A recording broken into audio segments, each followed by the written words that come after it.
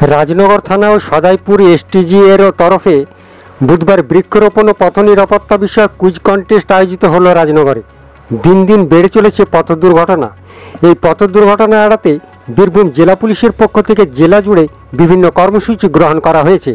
বুধবার এরকমই বিভিন্ন কর্মসূচি পালন করা হলো রাজনগর থানা এবং সদাইপুর এসটিজি এর পক্ষ থেকে। এই উপলক্ষে রাজনগর উচ্চ বিদ্যালয় এবং রাজনগর এলাকায় পথের ধারে কিছু বৃক্ষরোপণ করা হলো।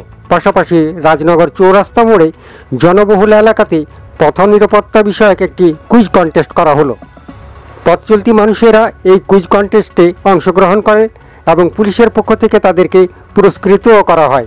উপস্থিত ছিলেন রাজনগর থানার SI Arindam Debnath, traffic in charge Sadaipur ASI Shuven Aditya সহ অন্যান্য পুলিশ কর্মীরা।